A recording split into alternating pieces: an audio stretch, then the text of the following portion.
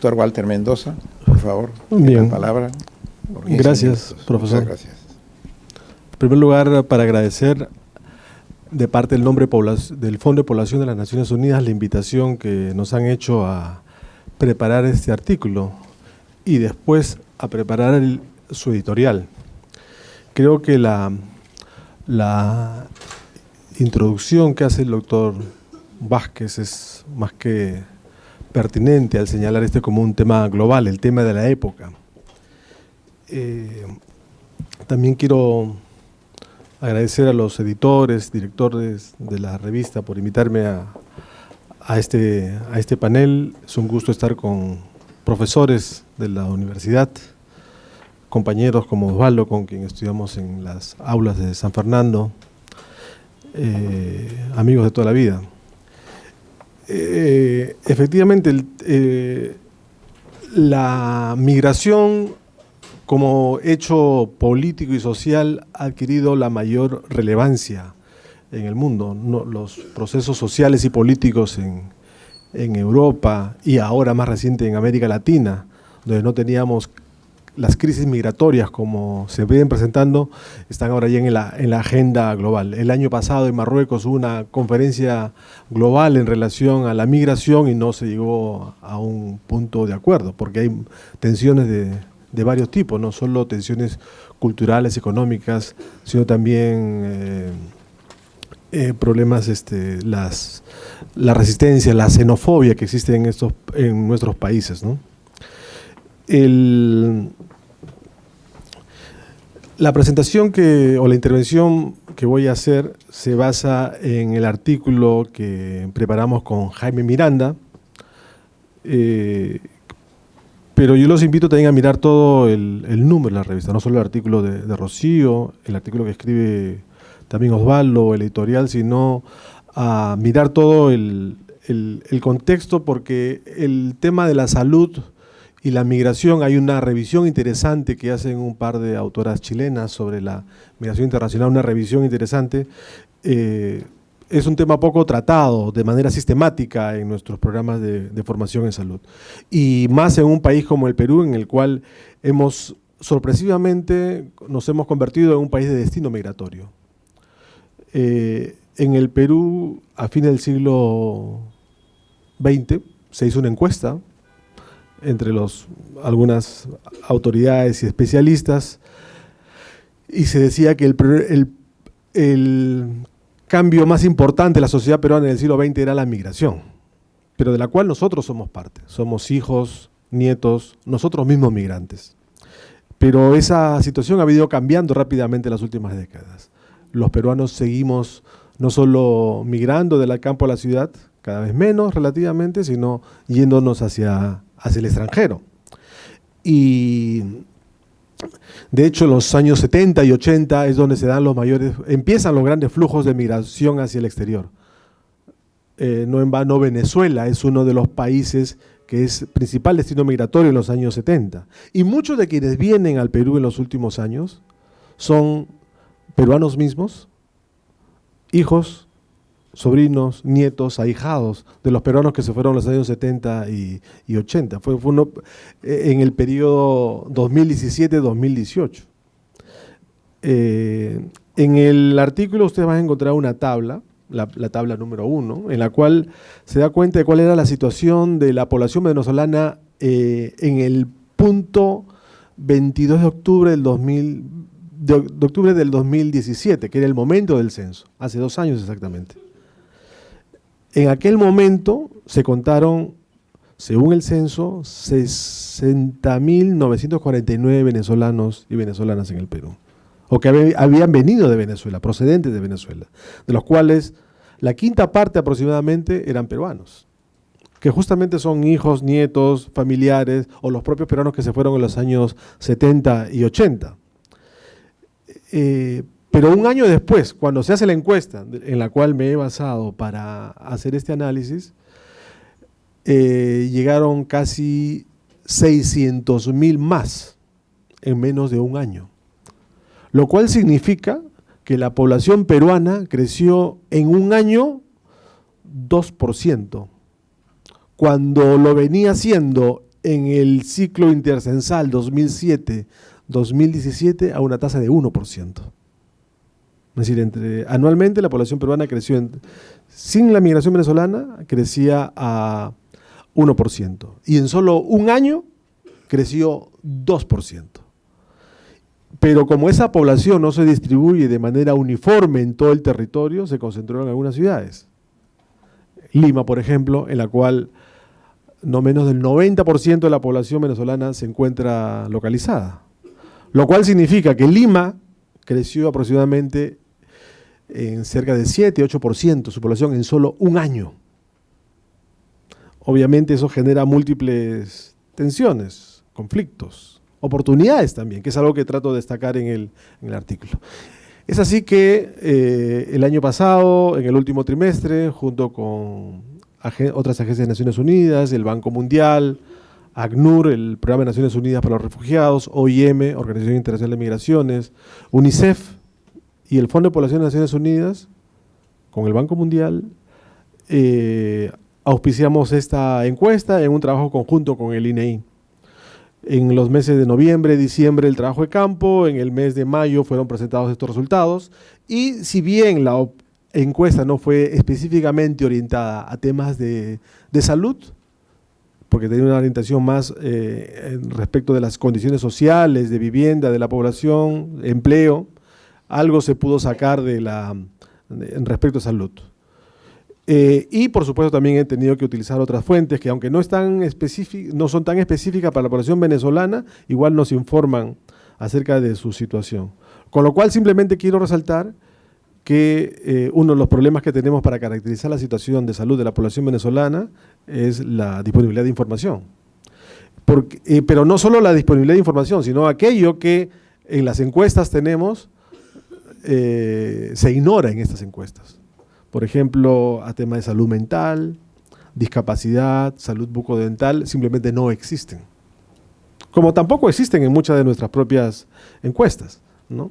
Pero simplemente quería resaltar con esto la importancia de considerar que tan importante lo que se pregunta como lo que no se pregunta, lo que se ignora. Y a veces por múltiples razones, sea porque se considera poco significativo, poco importante, o por las dificultades técnicas de su estimación, por ejemplo, discapacidad, que requiere ciertos instrumentos y una capacitación particular del personal de campo, ¿no? Entonces, una de las primeras consideraciones respecto a la población venezolana en su presencia en el Perú, antes de entrar específicamente en sus resultados en salud, es esta de la inopinada condición de convertirnos en país de destino migratorio. Y dentro de ello crecer 2% en un año, y de la cual la mayor parte de la población concentrada en Lima. Lo cual también tiene algunas ventajas desde el punto de vista económico. Nada más veamos cuánto significa en alquileres de viviendas y cuánto esa cantidad de alquileres en vivienda representa respecto del PBI. Si ponemos que anual al mes, digamos 800.000 venezolanos y venezolanas, que cada uno paga, por decirles una cifra de referencia arbitraria, 100 o 50 dólares al año, puede significar por lo menos entre 500 o 1.000 millones de dólares que ingresan y circulan en la economía. Bueno, son parte de estimaciones que no son propiamente de salud, pero que sí conviene valorar porque mucho se ha puesto el énfasis en los desafíos, pero no en las oportunidades que se generan, ¿no? Entonces, teniendo como base esta encuesta, la EMPOVE, a la población venezolana aplicada a fin del año pasado en principales ciudades del Perú, un primer hecho a destacar es la estructura de la población, de edades. La población venezolana, por ejemplo, entre los 18 y los 44 años, concentra casi tres cuartas partes de su población. 70% de la población venezolana tiene entre 18 y 44 años. De 18 a 29, 42% de ellos tenían 18 a 29, que para el Perú es la mitad. Y hay en la ciudad de Lima también, ¿no? Los adultos jóvenes de 30 a 44 representaban casi el 30%, y en el Perú ese grupo poblacional representa el 21%.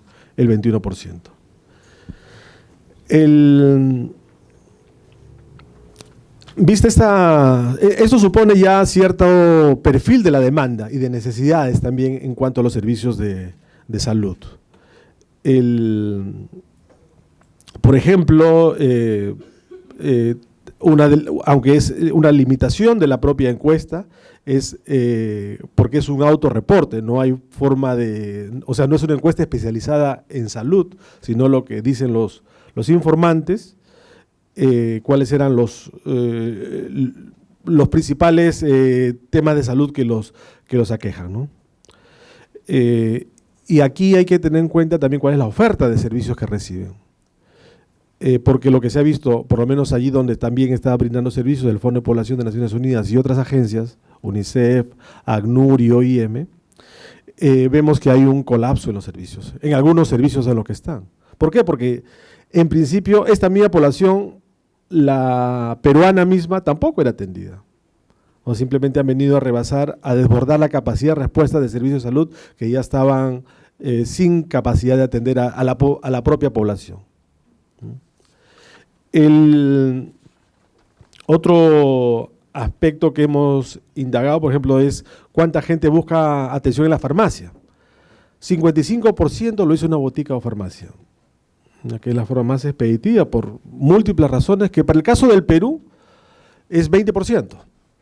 Atiende sus problemas de salud en una farmacia.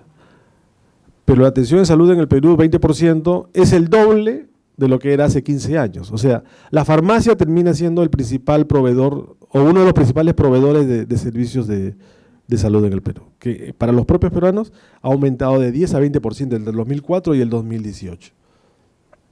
Para esta población es 55%. Un aspecto ignorado en esta encuesta ha sido el de la discapacidad. Como les digo, solo es autorreportado. Y por supuesto las condiciones de la propia dificultad de la migración, las condiciones difíciles en que muchas de estas poblaciones migran, ¿no? Hacer una encuesta especializada de discapacidad no es sencillo, tiene sus costos altos, pero en el Perú solo se ha hecho una encuesta especializada el año 2012.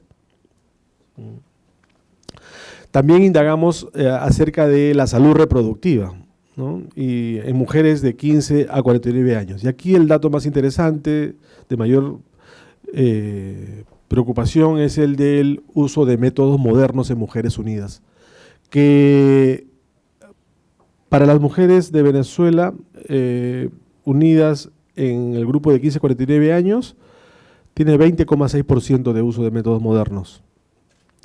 Para las mujeres del Perú está en 55%. El promedio en América Latina está en 70%. Hace un año y medio, una noticia en un diario inglés, The Guardian, decía que parte de los problemas que llevan a las mujeres venezolanas a migrar de su país es que había desabastecimiento en los suministros de insumos anticonceptivos y que se estaba deteriorando tanto la situación que estaban llegando al 60%. Y nosotros tenemos 55%. O sea, no quisiera destacar que la población venezolana es una población, o sea, no verla en sí misma, sino en relación a cómo está también la población peruana, que en los sectores en los que están también tiene condiciones de vida precarias, ¿no? Otro aspecto fue el de la discriminación, la violencia. Refieren las personas venezolanas, sobre todo las mujeres, el acoso de varios tipos, el acoso sexual, que es mayor al que refieren en comparación al que tenían en su país. Algo interesante que indagamos también fue acerca de los estudios de la población venezolana en el Perú. El promedio de educación es en general superior al promedio peruano, por lo menos en los que han venido llegando en los primeros grupos. En el último año ha ido cambiando esta composición. Y algo que nos parece muy interesante es, y a valorar, es la situación de la llegada de profesionales, estudiantes con estudios avanzados como técnicos o como profesionales en carrera de salud. Aproximadamente existirían unos 4.000 a 5.000 médicos venezolanos entre quienes han llegado al Perú. 4.000 a 5.000. Según el intervalo de incertidumbre de las estimaciones, más del 95% de ellos no trabajando como médicos. Una noticia de hoy reporta que la doctora Molinelli, jefa de salud, presidenta de salud, tiene un déficit de 5.000 profesionales. Del Perú se han ido, desde 1990 al 2017, se han ido 40.000 profesionales de la salud. De ellos se han ido 13.000 médicos. Es en ese contexto que quiero hacer la lectura y la interpretación de estos años. Más que hablar como de lo otro, de lo extraño, de lo migrante, quiero integrarlo y verlo como parte de un desafío y oportunidad también para el sistema de salud. Estos 4.000 por lo menos médicos, la mayoría de ellos no conocen los mecanismos por los cuales pudiera acreditarse. Ahora, esta es la imagen de hace un año. Seguramente ha ido cambiando, sé que han habido algunas iniciativas de acreditación, por supuesto bajo las normas y regulaciones que maneja el Colegio Médico, el Ministerio de Salud, etcétera, y los colegios profesionales, hay nutricionistas, químicos farmacéuticos, enfermeras, obstetrices, o sea, odontólogos que nos llegan, pero que no los estamos incorporando al sistema de salud. Entonces creo, un aspecto a mirar que creo genera no solo desafíos, también oportunidades, ¿no? Y para ir ya cerrando, quisiera destacar que también este trabajo tiene algunas limitaciones. Como les decía, la encuesta no ha sido específicamente orientada a sistemas, a conocer las condiciones de salud. Las preguntas son autorreportadas, de manera que no hay forma de validar o de legitimar algunos de los resultados que tenemos, pero el habernos convertido en un país de destino migratorio obviamente supone grandes desafíos, ¿no? Y que la demanda, el perfil de demanda y de necesidades de salud está muy, muy influenciado por las condiciones, por las estructuras de edades, que entre comillas, digamos, felizmente son muy jóvenes. Generalmente quienes migran suelen ser población más joven y más sana.